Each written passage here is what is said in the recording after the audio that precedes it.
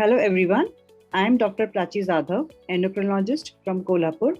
Today I would like to discuss a case with you all which is very common in our diabetes OPD. A 58 or 8-year-old gentleman with history of diabetes since 4 years who is also obese. He is having hypertension, dyslipidemia and also obstructive sleep apnea. On examination, he has BMI of 32 kg per meter square and his blood pressure is 130 by 82.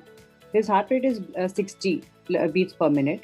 His blood tests show HbA1c of 8.3%. EGFR is 70. There is dyslipidemia in terms of high triglycerides, that is 250 milligram per deciliter, and low HDL, that is 35 milligram per deciliter. Although LDL cholesterol looks controlled, it is 69 milligram per deciliter. The SGOT and SGPT are slightly raised, 70 and 100 respectively, probably due to fatty liver. So here he has uncontrolled diabetes with diabetic dyslipidemia. He's currently on medicines that are metformin, 2 gram per day. So full dose of single anti-diabetic drug is going on. He is also on antihypertensives, that is lisinopril and metoprolol. He is also on a combination of statin plus aspirin. So here is a young gentleman who has short duration of diabetes, and he has no major diabetes related complications as such as of now. So he should have a normal lifespan. So we can expect another 2-3 decades of life that he's going to live with diabetes. He is otherwise at low risk of hypoglycemia. He is having comorbidities like obesity, hypertension, dyslipidemia, and obstructive sleep apnea. So, in this patient who is young with short duration of diabetes, with low risk of hypoglycemia, with a good lifespan which has to be lived, so here we would like to maintain HbA1c target of less than 7% as per the recent most ADA recommendation.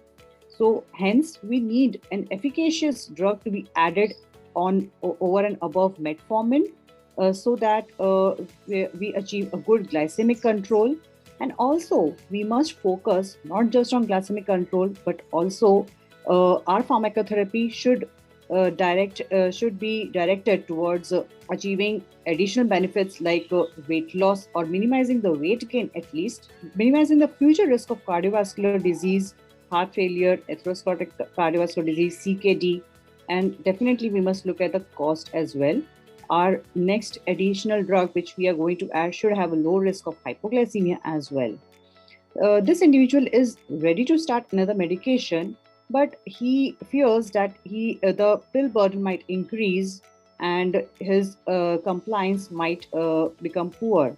So, and he's also not willing for an injectable therapy. So here fixed dose combination will be best to improve his compliance, as the fixed dose combinations make the treatment regimens less complex, fewer pills, and fewer side effects, so the patient adherence can be expected to improve.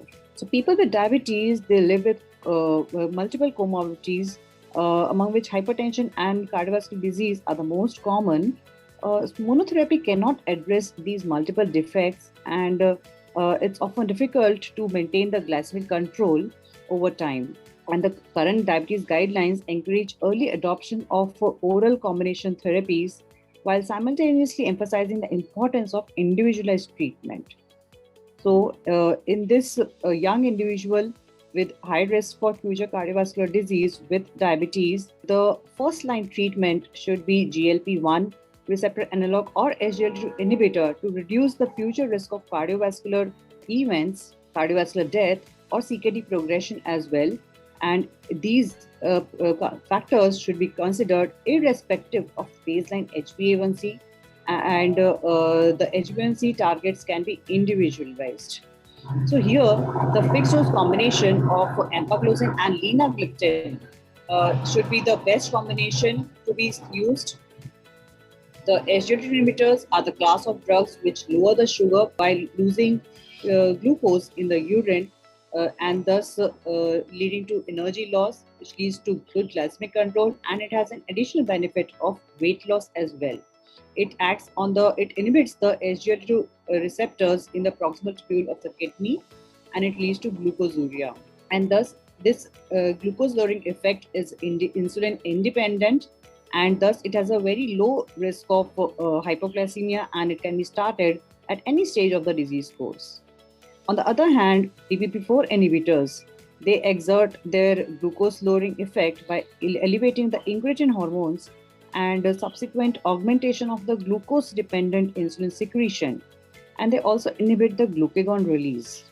So combination of these two agents have complementary effects and on the pathophysiology of diabetes, and thus they can give us additive glycemic control.